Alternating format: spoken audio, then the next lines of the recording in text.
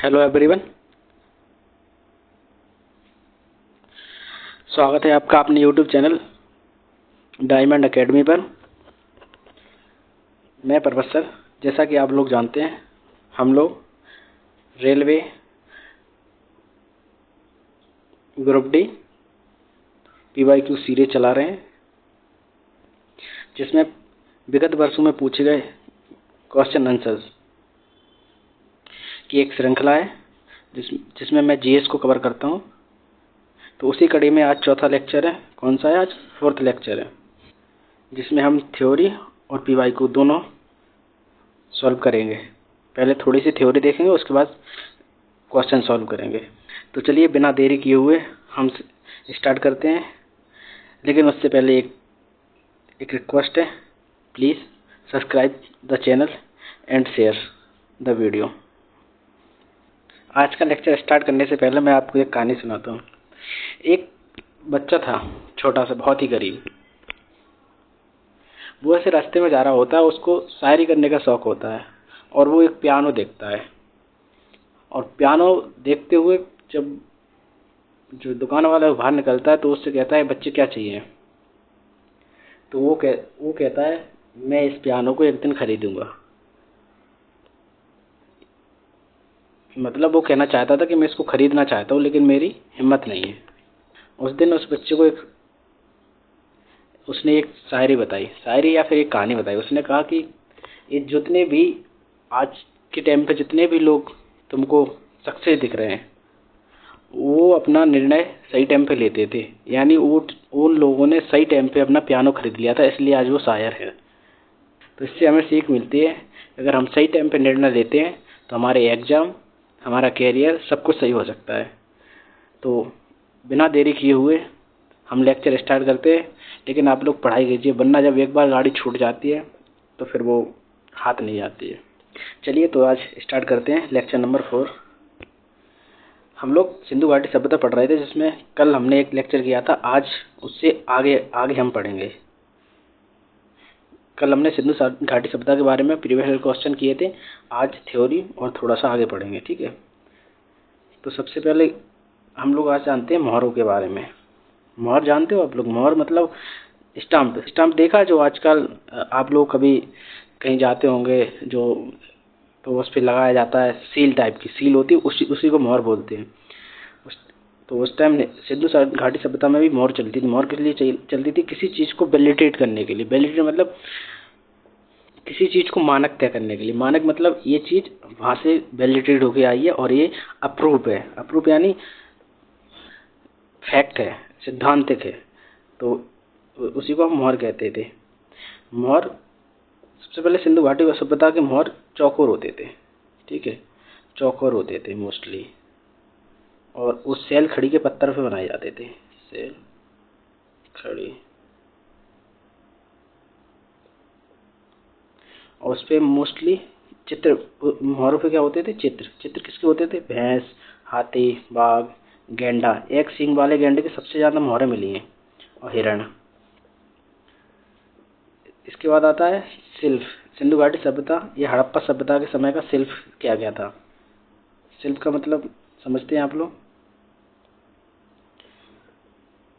जैसे आज अपन लोग पहनने के लिए हार बनाते हैं, तरह तरह के ज्वेलरीज बनाते हैं, उस टाइम ऐसे ही उनकी भी ज्वेलरी होती थी, उसको कहते थे शिल्प, ठीक है। और तकनीक होती थी, जैसे आज सूक्ष्म तकनीक बहुत सारे होते हैं हमारे यहाँ, जैसे AI है, इंजीनियरिंग है। उस टाइम पे भी इंजीनियरिंग या फिर टेक्नोलॉजी होती थी, वो सब आप लोग जानते हैं।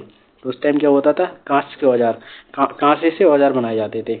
जिसको कांच के औजार मिले तो उससे पता चलता है कि वहाँ कांसे की टेक्नोलॉजी थी। वहाँ कौन सा था? उनके था मोम टेक्नोलॉजी। मोम यानी एक पुतला से मूर्ति बनाई जाती थी, जिसको मोम के द्वारा बनाया जाता था। लोहे का ज्ञान नहीं था। ये लोहे का ज्ञान जनपद काल, महाजनपद काल है ना, जो उसमें वहाँ जाके, या फिर अपन कह सकते हैं कि बौद्ध काल में लोहे का ज्ञान स्टार्ट हुआ था, ठीक है, लोहे का उपयोग। वस्त्र, ईंट लगाना, नाव बनाना, मन का आभूषण, आभूषण निर्माण के लिए, ठीक है, आभूषण निर्माण मन का बनाने की तकनीक थी। नाव बनाना, नाव के साक्ष्य कहाँ से मिले हैं? कालीबंगन, कालीबंगा, गुजरात। और ईंट लगाना, ईंट तो पका ही पता है, पकी ईंटों से अपने घर बनाते थे वो लोग, और मेन हॉल बनाते थे जो नालियों में, वो सिंधु घाटी सभ्यता के लोग। और वस्त्र के लिए सिलाई के साक्ष्य मिले थे, जिसमें हम लोग चरखे का बता रहे थे ना, कपास मिला था, कपास से कपास होता है ना, कपास से सूती वस्त्र बनाए जाते। उसके आगे जेडाइट पत्थर, दोजाली हार्डिंग असम में मिला। कहाँ मिला है? असम में। सोने के आभूषण मिले, कहाँ मिले? कर्नाटक में। मिट्टी के बर्तन, कुम्हार का चक्का मिला है, ठीक है। और सिंधु घाटी सभ्यता का व्यापार कैसे होता था? सिंधु घाटी सभ्यता में व्यापार भी होता था। व्यापार होता था उस टाइम की समय की सभ्यताएं, मेसोपोटामिया हो गई, और मेसोपोटामिया हो गई, उन सभ्यताओं से होता था। स्टीटाइट और टेराकोटा एक फिगर होता था। टेराकोटा की मूर्तियाँ बनाई जाती थी, ठीक है। मूर्तियाँ, मृदभांड, ये सब बनाए जाते थे चिकने। इसका चिकना होता था पात्र, ठीक है, टेराकोटा का, जिसमें शराब वगैरह या फिर पेय पदार्थ रखने की यूज किया जाता था। मोहरों के साक्ष्यों के माध्यम से हमें कैसे पता चलता है? मोहरों के साक्ष्य है। मोहर क्या, आज हम पैसा किस लिए यूज करते हैं? पैसे का मतलब ही होता है व्यापार। तो उस टाइम मोहरें होती थी। मोहरें किस में यूज होती थी? व्यापार के लिए। मेसोपोटामिया, इराक की सभ्यता, व्यापार, हड़प्पा की मोहरें मिली हैं, ठीक है। इराक में थी मेसोपोटामिया, जो बताया था मैंने अभी। तो उसमें क्या है, हड़प्पा की मोहरें वहाँ से ही प्राप्त हुई। तो इससे पता चलता है कि वहाँ व्यापार होता था, ठीक है। और इसको किससे मेलुहुआ मेलुहुआ के नाम से भी जाना जाता है। भार और माप की सुविधाएं थी, सुव्यवस्थित। तुमको पता है कि हाँ, जो दशमलव प्रणाली है वो इंडिया ने दी थी। और आज भी अंकों को अरब अंक बोला जाता है, अरब, जो ब्रिटेन वाले बोलते हैं। और अरब बोलते हैं हिंदुस्तानी, मतलब हिंदुस्तान से ले गए थे वो लोग, तो वो आज भी इनको हिंदुस्तानी बोलते हैं। मुद्रा का प्रयोग तो नहीं होता था, वस्तु विनिमय प्रणाली चलती थी जनरली, ठीक है। लेकिन मोहर है तो साक्ष्य है, तो व्यापार तो होता था। लेकिन व्यापार क्या होता था, जैसे जनरली व्यापार वस्तु विनिमय प्रणाली पर आधारित था, लेकिन वो जब अपन आपस में व्यापार करते थे उस टाइम पे, ठीक है।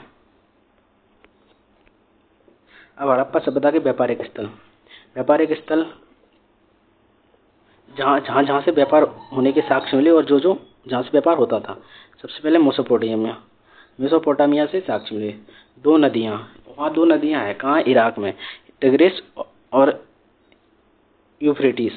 इनके बीच में मध्य प्रदेश स्थल दिलमुन एक मध्य प्रदेश स्थल है इन दो नदियों के बीच में, ठीक है। मगन, दूसरा व्यापारिक स्थल मगन, कहाँ है ये? लाल सागर में। जब अपन ये बाल अल मंदिर जल संधि है ना यहाँ से, तो ये अपना आ जाता है अरब महासागर, और इधर हुए लाल सागर, और इधर होता है भूमध्य सागर। तो अपन कहाँ है? अरब सागर में। ये वाली है ना, जो ये फारस की खाड़ी, उधर ही बीच में है, इधर अफ्रीका तट पर, ठीक है। मगन, मेलुआ, हड़प्पा क्षेत्र। ये मेलुआ कहाँ है? हड़प्पा क्षेत्र में एक व्यापारिक स्थल है मेलुआ, ठीक है। और साटुआई व्यापारिक कॉलोनी, एक टाइम की व्यापारिक कॉलोनी भी है, उसका नाम क्या है? साटुआई। दो नदियाँ कौन कौन सी हैं व्यापारिक स्थल में? टिग्रिस और यूफ्रेटिस, जो कहाँ है? अरब प्रायद्वीप में, यानी इराक में। और मध्यवर्ती स्थल, ठीक है, दिलमुन और मगन को मध्यवर्ती व्यापारिक के रूप में प्रयोग किया जाता था, ठीक है।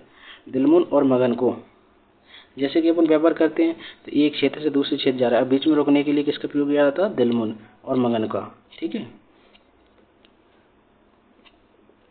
उस टाइम की शासन व्यवस्था कैसी थी सिंधु घाटी सभ्यता की? कोई मंदिर के साक्ष्य नहीं मिले, ठीक है। पुजारी वर्ग का प्रभुत्व जनरली माना जाता है कि नहीं था, लेकिन मूर्ति तो मिली थी, तो वैसे नहीं था। तो आप पेपर में जब भी आएगा तो आप ये लगा के आओगे कि नहीं था। व्यापारिक समुदाय संभवतः व्यापारी वर्ग द्वारा शासित होता था, मतलब वहाँ का शासन ऐसा माना जाता है कि जब व्यापार की बहुलता होने के कारण व्यापारी वर्ग द्वारा शासित किया जाता है, ऐसा माना जाता है। उस टाइम का धार्मिक प्रथा कैसी थी? पूजते लिंग, पुरुष जन्नांग, लिंग यानी आज का जो शिवलिंग होता है ना, उसी को, ठीक है। और योनि, स्त्री जन्नांग, उन्होंने वृक्ष की पूजा की, जानवरों की पूजा की, मूर्ति पूजा भी करते थे, ठीक है।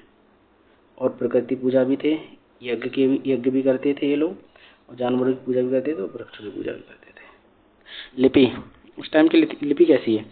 सिंधु घाटी सभ्यता की लिपि चित्रात्मक प्रकृति की है। कैसी है? चित्रात्मक। इस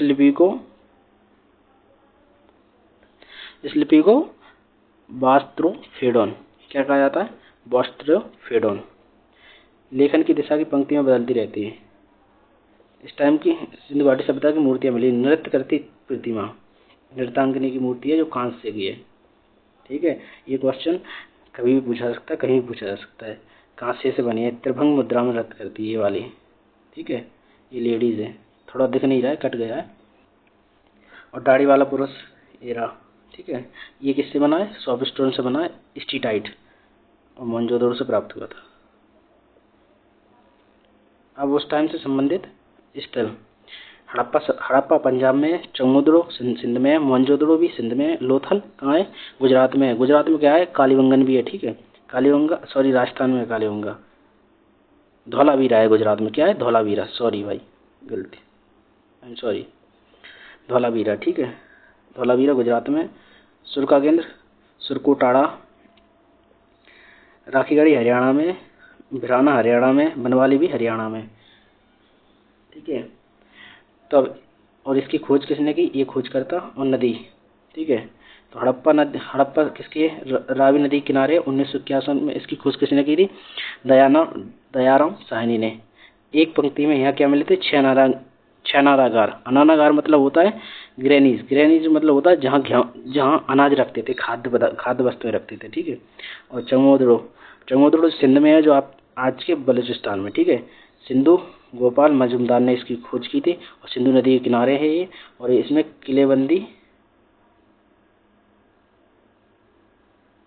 किलेबंदी के साक्ष्य नहीं मिले यहाँ। ये विदाउट किलेबंदी थी।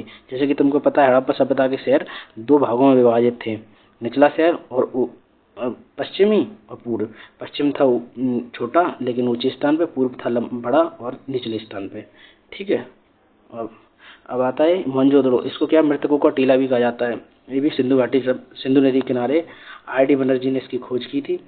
कांच की नृत्य की यहाँ से मिली है, दाढ़ी वाले की प्रतिमा भी मिली है, विशाल स्नानागार भी मिली है। ठीक है, अनानागार भी मिला है। इसके बाद आता है लोथल गुजरात में, भोगावा प्राचीन बंदरगाह है, गोदी कालीबंगा राजस्थान में, घग्गर नदी के किनारे 7 अग्निकुंड मिले हैं। काले चूड़े, जुता हुआ खेत की कहाँ से? कालीबंगन से। खेती के साक्ष्य यहीं से मिलते हैं। ठीक है, सुगरकोट एक तटीय नगर है। धौलावीरा कच्छ क्षेत्र में 3 भागों में बटा था। मिसाल 3 भागों में बटा था ये क्षेत्र। ठीक है, राखीगढ़ी घग्गर नदी के किनारे, और घग्गर नदी के किनारे बनवाली भी है। और आर.एस. वशिष्ठ ने इसकी खोज की थी। सबसे पुराना सिंधु घाटी सभ्यता से संबंधित है, और ये पीडीएफ में। ठीक है, अब आगे बढ़ते हैं। अब आरआरबी ग्रुप डी से संबंधित पीवाईक्यूज आ गए हैं। ठीक है, तो अब इस सबका आपको जवाब देना होगा। मैं आपको सिर्फ 3 गिनूंगा और जवाब दोगे आप। सिंधु घाटी सभ्यता मानक स्नानागार कहाँ मिला? बताओ, इसका आंसर दो। अरे अभियाल तो अपन पढ़ के आए थे। मान स्नानागार कहाँ मिला है? ये देखो, ये रहा, यहाँ देखो, मान स्नानागार कहाँ मिला है? मोहनजोदड़ो में। मान स्नानागार और नानागार दोनों कहाँ मिला है? मोहनजोदड़ो में। इसका आंसर क्या है? बी। सिंधु घाटी के लोग कौन सी धातु का ज्ञात नहीं थे? लोहा। सिंधु घाटी सभ्यता का गोदी घर कहाँ स्थित है? गोदी घर जानते हो? डॉकयार्ड यानी जहाँ नाव रखी जाती थी। कहाँ है? लोथल। सिंधु घाटी सभ्यता की लिपि कौन सी थी? ब्रह्मी नहीं, खरोष्टी नहीं, देवनागरी आज की हिंदी। कौन सी थी? चित्रलिपि। जुताई के किए गए खेत के प्रमाण कहाँ मिला है? बताओ, भूल गए? कालीबंगन। कहाँ है ये? राजस्थान में। सिंधु घाटी के लोग कौन सा जानवर ज्ञात नहीं था? सांड था, घोड़ा था, भैंस था, हाथी था। घोड़े के साक्ष्य नहीं मिले, एक हड्डी मात्र मिली थी। तो इन तीनों में ये तो सबसे ज्यादा मिला, ये भी मिला है। तो क्या आंसर होगा इसका? घोड़ा।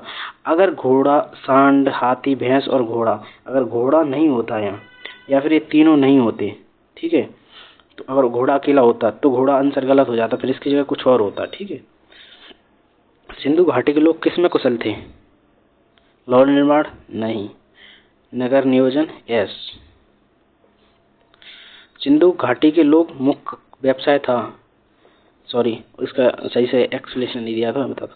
लोहे का निर्माण कहाँ हुआ था? महाजनपद काल में स्टार्ट हुआ है, ठीक है। नगर नियोजन सिंधु घाटी सभ्यता में होता था, आपको पता है 90 डिग्री पर अपनी सड़कें काटती थी, ठीक है। ग्रिड प्रणाली पर आधारित थी।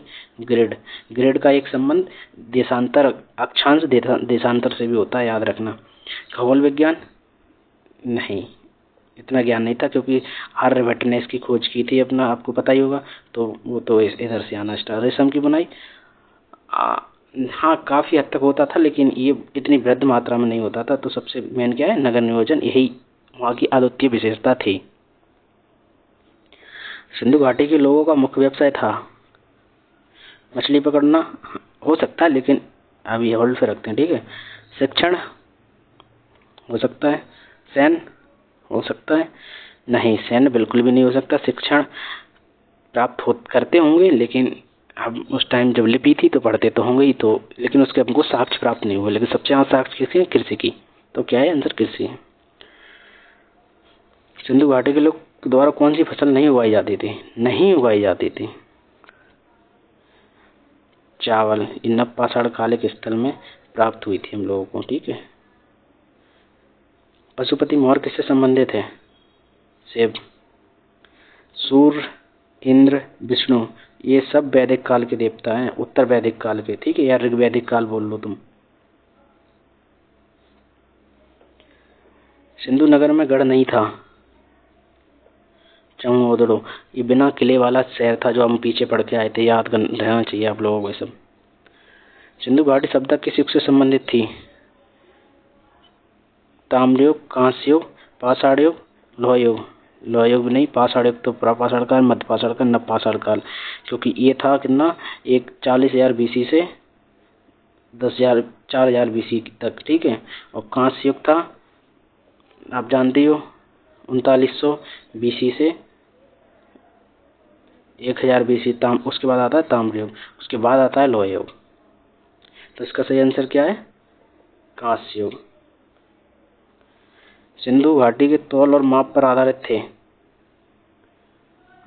थे पर दशमलव प्रणाली। मैंने कहा था ना कि अरब हिंदुस्तान से सिंधु से अरब में गई, अरब से पश्चिमी देशों में गई। तो आज भी पश्चिमी देश अरब वाली प्रणाली बोलते हैं इसको, अरब बोलते हैं सिंधु वाली। सिंधु नहीं, वो लोग सिंधु तो नहीं बोल पाते, वो हिंदू हिंदू करते हैं, ठीक है। सिंधु घाटी के लोग पूजा करते थे वृक्ष और जानवर की, केवल सूर्य की नहीं, अग्नि की नहीं, केवल चंद्रमा की नहीं, इसकी करते थे वृक्ष और जानवर की। कौन सा सिंधु स्थल मन के बनाने के लिए प्रसिद्ध है? ये तो बताना पड़ेगा आप लोगों को, यदि याद दिख ही रहा है सीधा चमोदड़ो, ठीक है। तो आज के लिए इतना ही, थैंक यू। आप लोग अपनी तैयारी में लगे रहिए और इस बार इस नौकरी को हाथ से मत जाने देना। लेकिन हाँ, चैनल को सब्सक्राइब करे बिना भी मत जाना, और वीडियो को शेयर करना अगर पसंद आए, और लाइक माइक भी कर दिया करो। क्या ही जा रहा है यार आप लोगों का।